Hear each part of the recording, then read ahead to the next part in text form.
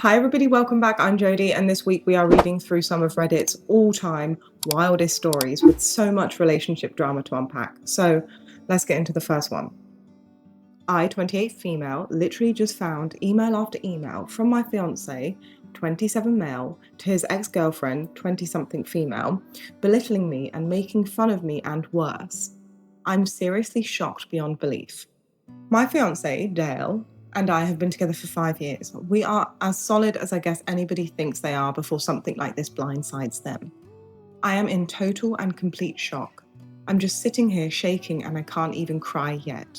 Dale is at work right now. I haven't texted him or called him or anything at this point. When we got together, he had just broken up with his college sweetheart. She was his first love.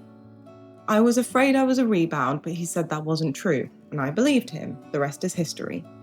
Sorry this is rushed and all over the place, nothing makes sense in my head right now.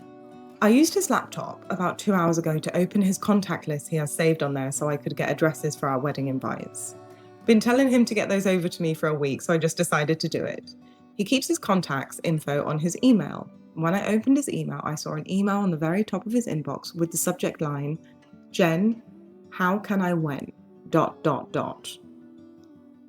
The subject line got cut off after that, so I couldn't see more without clicking. Jen is the name of his ex from college. I sat there for at least 10 minutes trying to decide if I should open it or not. Girl, don't do it. It's not worth it. I'm not gonna do it, girl. I was just thinking about it. I'm not gonna do it. I decided he should have nothing to hide, so I did it. Rest of the subject line was, Jen, how can I when you still exist? The email was her replying to a string of emails between the two of them that has gone on for over a week. Long story short, Dale is still in love with Jen. He thinks about her constantly. He'll never find another woman like her. Didn't she say that this was his college sweetheart and they've been together for 5 years already? I still love you. I mean, that's not a good sign if he's still pining after his college sweetheart. Even worse is that he makes fun of me and she laughs about it. One email she asks him why I don't make him happy and isn't he satisfied with me. I can't remember word for word, and I don't really feel like reading it again, but he said something like, she tries. She's just not good though.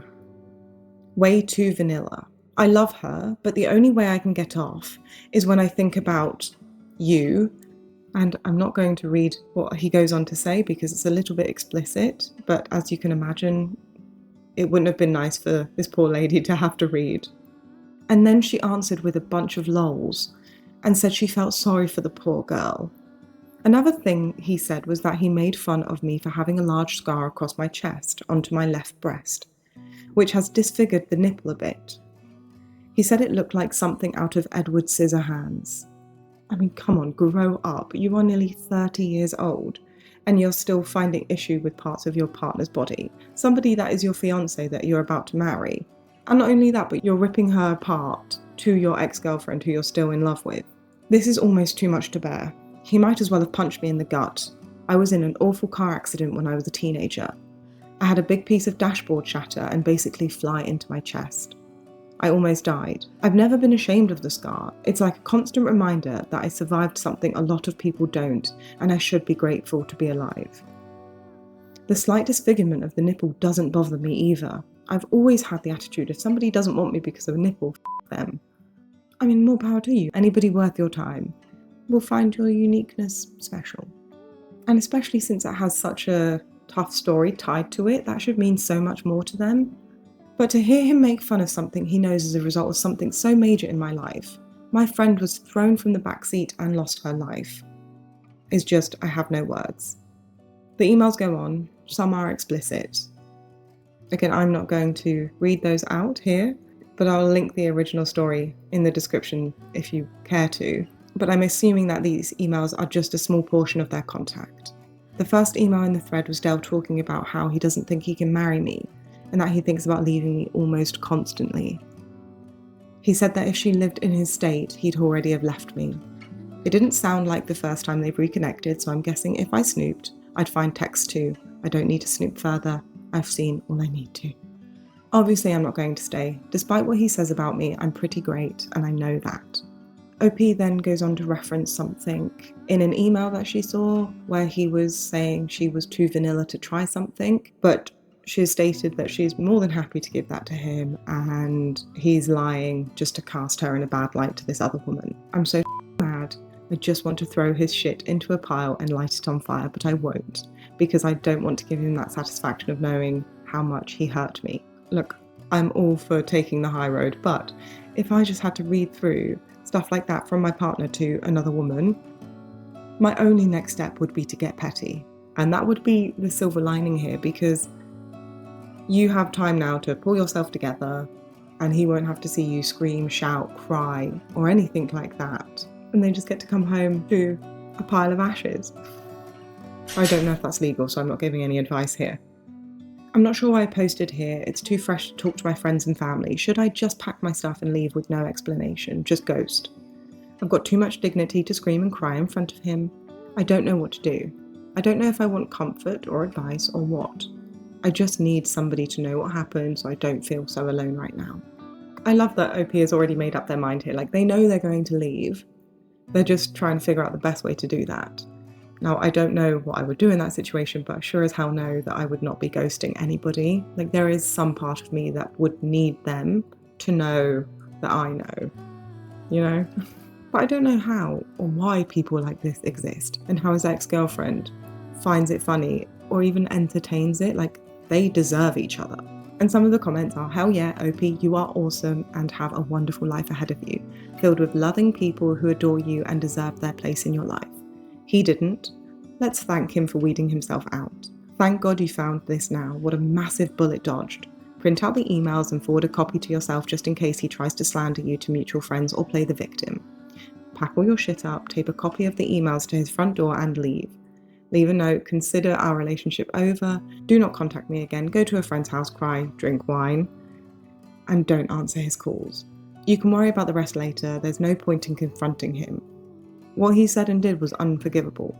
Don't give him the satisfaction of an argument. You'll get through this, blessing in disguise. What a snake in the grass, pathetic coward. Do not be there when he gets home, or tell him to make different arrangements depending on your housing situation. Someone else says, I don't think she should leave him a note. I think she should leave without saying a word. Imagine how confused the pathetic loser would be.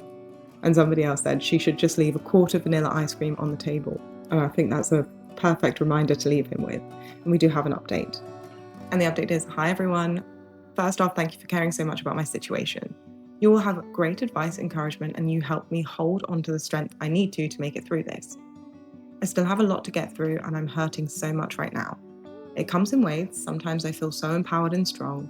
Then 10 minutes later, I'm crying in a ball and I feel like I can't move or do anything. Last night, I texted Dale and told him that my best friend, Jake, had gotten into a fight with his boyfriend and I was going to stay with him so he could vent and have somebody with him. I told Jake what happened and showed him the emails. I took pictures of them on my phone in case I needed them for whatever reason. Jake and his boyfriend, Mike, who he obviously hadn't gotten into a fight with, were infuriated and we all just sort of cried together for a while. They stayed up with me almost all night helping me figure out my next move. We all agreed that taking the high road was the best route. We made a list of all the things that was necessary to get out of the apartment. Mike is a property manager for a different apartment complex, so this morning he called my property manager and gave them a very condensed, detail-free version of what was happening.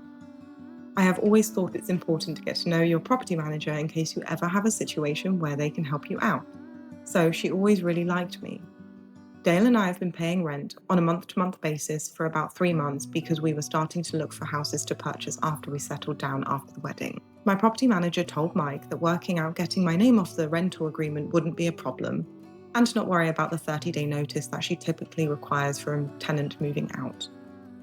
As far as finances go, I make about 70% of our combined income, and Dale only covers about 30%. When Jake, Mike and I were discussing the logistics of me moving out, Mike brought up the point that Dale does not make enough to cover the required 3 times rent in income each month, meaning he will most likely be given notice to move out if he cannot find a roommate fast enough. We lived in a 1-bedroom, so I doubt he'll be able to find somebody quickly who's willing to sleep on the couch versus having their own bedroom. Especially since I purchased the couch, so there isn't even one there anymore. The thought of this brings me great pleasure, as I'm sure you can imagine. Jake and I each called out of work today. and we rented one of those mover pickup trucks. We were pretty organised after making our list, and it only took us a couple of trips to get my stuff out and into Jake and Mike's garage for the time being. Dale texted me a couple of times asking how Jake is and if I'm coming home after work tonight. I told him I'm already home, not exactly a lie, I was there at the time. And then I said Jake was going to be okay and that I just couldn't believe how awful people can be to the people that they love. Dale agreed and said that he was glad he had such a good girl like me. It was tempting to say something about how, yeah, I'm just so vanilla that way. I didn't, I just told him to always remember that, how great I am to him. He said of course he would. That felt pretty satisfying, and I hope he does remember that every day for the rest of his life. Whoever it was that posted about the vanilla ice cream idea, Jake, Mike, and I laughed about it hysterically last night. It was the first thing that made me laugh like that, and maybe the only thing for a while, so thank you for that. I didn't end up ruining any of Dale's stuff. I didn't print out the emails and send them to his family or friends. I didn't do anything destructive or spiteful. However, after all my stuff was out, Jake and I made a trip to the grocery store, and I took that poster's advice and I bought one of those big plastic tubs of vanilla ice cream. I left it on the counter with a note and my engagement ring. I wrote, I know vanilla isn't your favourite flavour, but this is the only vanilla you'll be eating from now on, XOXO. I mean, I am human. I had to leave him with a little bit of a bang. I love that for you, that's brilliant. So here I am, staying with Mike and Jake for a while. Finding an apartment will be no issue for me. I'm comfortable financially on my own with a stable job. I have to deal with the deposits I put down for the venues for both of the weddings and the reception. I can't right now, I'm too much of a mess emotionally. I will by the week's end though, as I know I can't put it off any longer if there's any hope of getting anything refunded. I had already booked our honeymoon, but I did pay the extra for insurance if the trip needed to be cancelled. I honestly don't really know what exactly the insurance covers. I'll have to look into that. Whether or not I can get a refund for Dale's ticket, I will be going on my first trip out of the country on my own, and I am happy about this. It's one bright thing to look forward to through this whole mess. I will sell my wedding dress, which was a low-cut dress by the way, and showed my scar off as much as a wedding dress can. I guess Dale would have found that gross. Or maybe I'll burn it. Burning it sounds kind of fun because I've been holding back so much on not being destructive in a time when I would have found great, albeit temporary, pleasure in burning everything Dale has ever owned. Burning my dress is something I can do privately that will still be satisfying. I can scream and cry and throw rocks at it. Pour lighter fluid all over it, watch it burn, and then cook a s'more over it. Because I love s'mores, so why not? I'm walking away from Dale with my head held high. The best revenge is to walk away as dignified as possible and to not sink to his level. I was close with his family, but I'm not going to worry about what he tells them. I'm positive it won't be the truth. There is no way he's got the balls or the decency to tell them what he did, but I know what he did. He knows what he did, and all the people who truly love me and who I am close with all know what he did. That's all that really matters, though it's nice to have those emails just in case Dale tries to take things too far or something. I'm going to be okay. I'm having one of my empowered moments.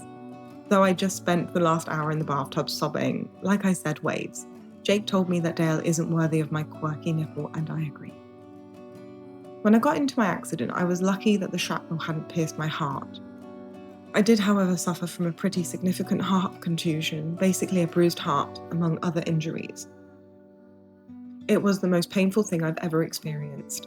So yeah, this situation makes my heart hurt, but my heart has been through much worse and kept ticking along.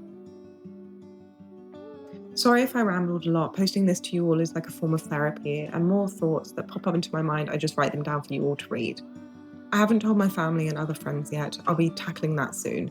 I'm glad the invites hadn't already been sent. At least I don't have to send out cancellation notices. I deleted Dale off of all social media and blocked his email address. I didn't block him off my phone yet because honestly I'm curious to his reaction.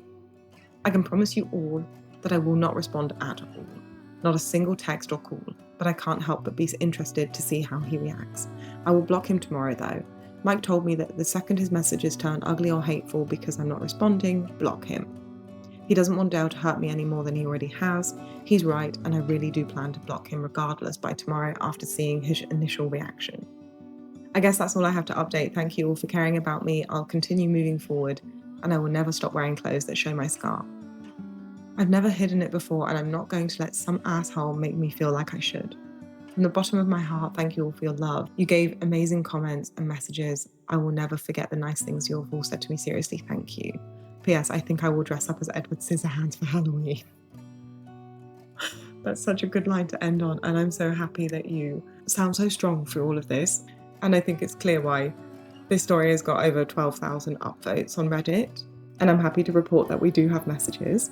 So last night got pretty crazy. It started with Dell playing dumb and asking what was going on and what did he do. Like I promised all of you, I didn't respond. The dick knew exactly what he'd done. He just kept texting and kept texting. One text that I found particularly infuriating was, "I can't think of anything I've done to deserve this.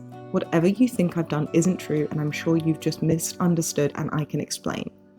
I mean, damn, you didn't have to be so dramatic and just leave me like this. I love how he was already saying that I just misunderstood what I think he's done and that he can explain. He's such a shit person that he wouldn't even just come out and admit to the emails and say he's sorry. And then to call me dramatic. The text progressed into angry ones. Here is a string of texts from him, word for word, except that I corrected some grammar because his grammar is ridiculous. Each text was probably sent about 2 minutes apart, sometimes less. Just so you understand the level of crazy here. I will refer to myself as Elle in these because he uses my name a lot, and my real name starts with an L, so it seemed appropriate. I blocked him after this, by the way. Baby, you know how much I love you. I'm at a loss right now. I don't understand. Why won't you answer me? I just tried calling. Elle, please pick up. We are getting married. I thought you cared about me. I guess I was wrong. I guess you are cold-hearted. Elle, baby, are you okay? At least answer me so I know that you're okay and not hurt or something. Seriously, Elle, seriously, you're a bitch. I didn't mean that. I'm just getting really worried and upset. He took about a 20-minute break between that one and this monstrosity. You know what? I did mean that. You're a for doing this. If you are unhappy, you should have told me. I can't believe you would just do this to me. I love you. You are just like your father, but even worse because at least your mum was a see you next Tuesday. And so are you. So who can blame him? Don't ever contact me again or come crawling back, and good luck finding a guy who will love a circus freak bitch. Lol, lol, lol. Dumbass. I mean, is this guy still in college? It sounds so immature. Imagine ending a text message with lol, lol, lol, dumbass. So that's when I blocked him. I know nothing he said was true, but still, this wasn't just an email to his ex. This was something he sent directly to me. I cried a lot after that one. It hit me pretty hard. This is someone I was planning a future with just a couple of days ago. He was so sweet. As far as I knew, obviously. He used to kiss my hand almost every morning. It's just such a shock, it's hard to wrap my mind around. Last night was really tough for me to get through. I keep reading what I wrote back in this update last night and it helps to keep me feeling strong.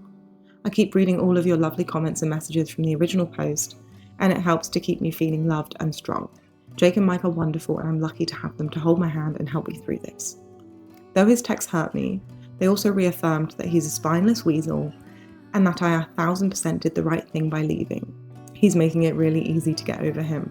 And there was a little final update which I thought was quite interesting. And OP says, look, I've had a lot of people asking me if there were any signs that Dell was an asshole, so that they would know what kind of red flags to look out for. Honestly, no. I wish I could say yes to that, so I could potentially prevent others from going through what I did or something similar. He was very attentive and loving. He never once made fun of my appearance to my face. He seemed to appreciate my ambition and independence. I never felt controlled or criticised for being a financially stable, educated woman. I had a therapist after I lost my friend in the accident. My father had also walked out earlier that year, so we were discussing this and how I hadn't seen it coming. My therapist told me that people can make you see whatever they want you to see, but that they can't keep the facade up forever. Things almost always come to a head eventually.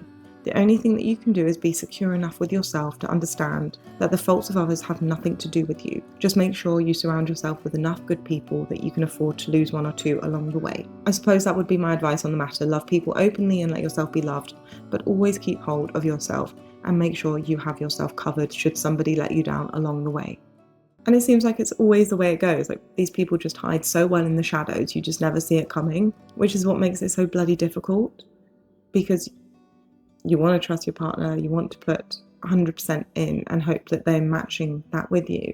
And so I think the hardest part about any of this is just not seeing it coming and then being hurt in probably one of the worst ways you could be hurt.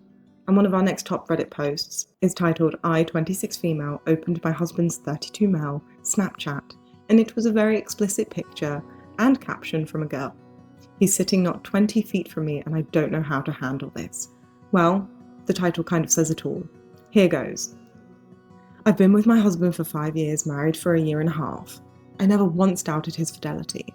He's great, super smart, funny, handsome, and I thought loyal. He's never given me a reason to doubt him or be suspicious. I thought it was kind of odd when he downloaded Snapchat. Yeah, especially at 32. He's not big on social media. I have one, but I'm not very active. We rarely Snapchat each other. He said that his friends were really active and he liked it better than Facebook. So, as I said, I've never had any reason not to trust him, so I thought nothing of it. This morning, my husband was in the shower and left his phone on my nightstand. I was half asleep when his phone started chirping and woke me up. We both have the same phone and ringtone for text messages. Not knowing that he had put his phone on my nightstand for whatever reason, I thought it was my phone in my half asleep state. Despite his phone case being black, mine is green, I didn't even notice and I looked at who had texted. It said Mum. Okay, my mum texted me. I can ignore that until I'm actually awake. But underneath that was a Snapchat notification, a snap from somebody called Roxy. I was like, who the fuck is Roxy? And why is she Snapchatting me? I opened it and bam. It's a picture of and not the meowing kind with 4 legs and a tail. Imagine waking up and the first thing that you're greeted by is a picture of somebody's... You're joking. Not another one? I mean, that's one way to wake you up in the morning. Now, I immediately thought it was a mistake, but I was alert now after being awoken by a vulva. I pretty quickly realised that this was my husband's phone. I felt like I was going to crap the bed and started to sweat. I looked at his contacts on Snapchat and she has a yellow heart next to her name. I looked up what the f that means and it means that they are best friends. What the f? I feel like I'm going to be sick. I didn't do any other snooping because honestly, I know what I'll find. I just don't understand how he could do this. We're happy. I thought we were happy. We have sex at least 4 times a week. And that's another reoccurring theme that I find in a lot of these cheating stories. They all say that they have a very active sex life. And it makes you start to kind of question what it is that they need outside of the relationship. If you think you communicate well, if you think that you have a good relationship and a healthy sex life, what else is there to need? Here's the real kicker, Reddit. I'm almost 12 weeks pregnant with our first child. He's sitting in the recliner about 20 feet from me and I just can't find the words to confront him. How do I say what I need to say? There is no way I'm somehow overreacting or misreading the situation, is there? I'm heartbroken and don't know what to do. I mean, how could you know what to do in that situation? I mean, I like how the first thing was to jump to Reddit for some advice. I guess it's better getting the advice of strangers than to speak to a friend about this. It's so weird. And we'll get straight into the update. So husband knows something is up. I don't know if he saw that I opened a Snapchat from Roxy and is afraid of what I saw and afraid to bring it up, or if he's clueless and can just tell I'm upset about something. He's been asking me if I'm okay or if something is wrong about every hour. I told him my sister was having a hard time today. Ironically, she's just broken up with her boyfriend. Why? He cheated. And I was going to go over to her place for dinner and to spend the night with her. I'm here now. My sister is 20 and a whiz at the social media thing. She stalked his Facebook to see if this Roxy person popped up anywhere. She looked for his friend's friends. Bingo, we found her. Well, at least pretty sure. I didn't see her face in the Snapchat. The screen was too full of her crotch. She's Facebook friends with my husband's good friend. She is listed as a receptionist at my husband's friend's law firm. My husband works a couple of blocks from the law firm and he stops by often to grab lunch with his friend. That would explain how they met. Still formulating a plan on confrontation, trying to get as much information as possible first. My sister wants to burn his life to the ground, and honestly, I do too. But I'm going to address this in the most adult way possible so that I can walk away from him with my head held high and be a deserving role model for my baby girl. Not sure it's a girl, just a feeling. Good news, my uncle is a lawyer. Most of what he deals with are divorces. I've already contacted him and asked if we could discuss some potential legal issues. Didn't specify what yet. Feels like something I should do in person during our meeting. I told him it was urgent. We are meeting tomorrow morning. I will try to update as much as I can, and from the bottom of my heart, thank you all again, internet strangers. I'm sure we probably know what the update is going to be, but I'm excited to see what he had to say for himself. So, husband cheated. He has been since maybe 2 weeks before last Christmas, according to him. I was very calm when confronting him and took the advice many of you gave me by telling him that he needs to explain to me who Roxy is and why she is his best friend on Snapchat. His face gave him away immediately, but he still tried to lie to me at first. He said that she works with his friend and they met when his friend invited her out to lunch with 2 of them. At first, he claimed he only met her about 2 months ago. He said that they're best friends because he doesn't receive many Snapchats from others and she is extremely active on the app. He said that she just sends randoms and is really into fitness, so she sends a lot of inspirational snaps on being healthy and living a better life. He said that every once in a while he'll send her something back, like a picture of a cheeseburger or something, just to tease her about her level of health consciousness. First, I asked why he didn't just tell me about her.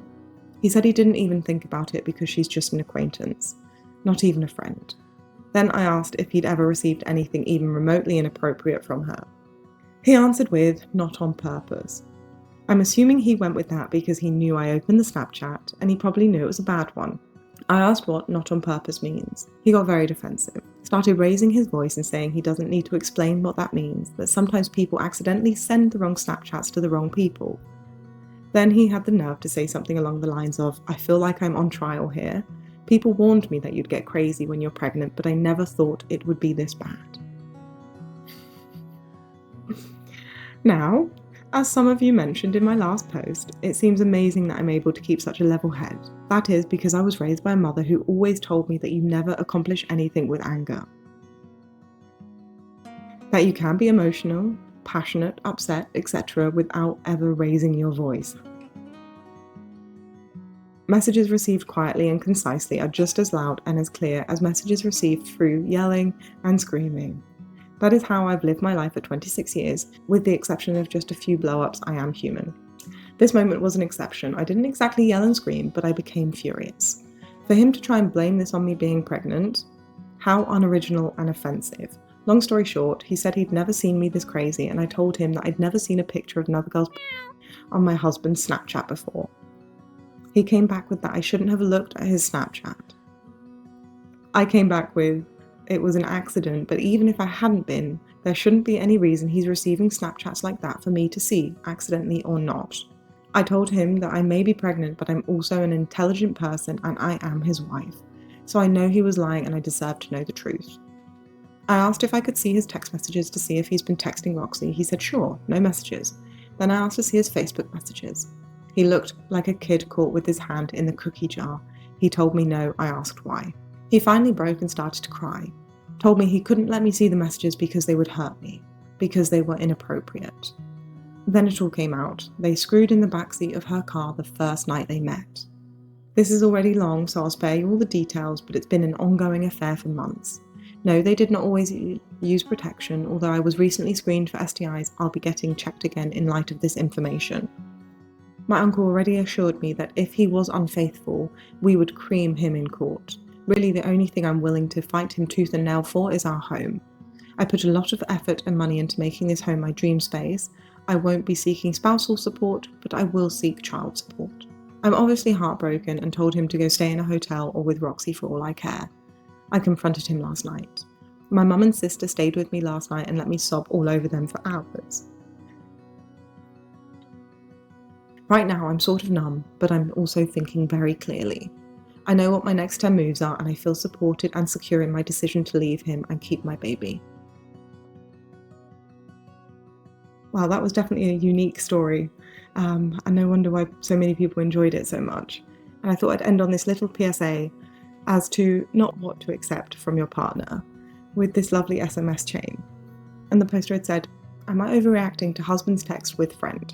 And just as a backstory, husband has this friend he met online.